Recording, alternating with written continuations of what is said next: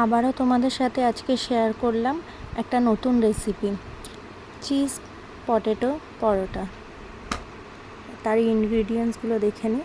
Amul cheese আর potato, আলুটাকে boil করে রাখা আছে, আর ময়দাটাকে আগে থেকে মেখে রেখে দিয়েছিলাম চিলি ফ্লেক্স, নুন, চিনি আর তেল দিয়ে। এবার ওই সিদ্ধ করা আলুটাকে চিলি ফ্লেক্স, নুন, গোলমরিচ দিয়ে ওটাকে ভালো করে মেখে নিলাম। এবার ওই মাখা ময়দাটাকে ভালো করে আবার হাত দিয়ে একটা শেপে এনে নিলাম। নিয়ে ওই সিদ্ধ করা আলুটা ওর মধ্যে দিয়ে পুরটা দিয়ে নিলাম। নিয়ে উপর থেকে আমুল চিজটা দিয়ে দিলাম। দিয়ে ওটাকে ভালো করে মুড়ে নিলাম। মুড়ে নিয়ে হাতের একটা শেপ দিয়ে নিলাম।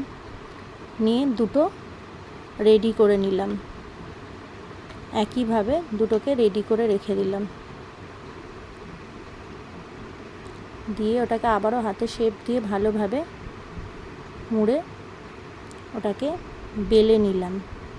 খুব সাবধানে বেলতে হবে, যেহেতু ভেতরে আলুর পুর আর চিজটা দেওয়া আছে।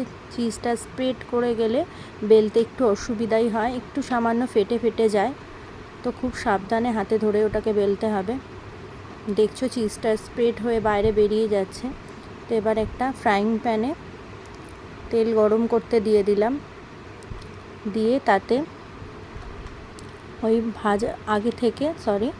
আগে থেকে বেলা পরোটাটা ভাজার জন্য দিয়ে দিলাম ফ্রাইং প্যানে।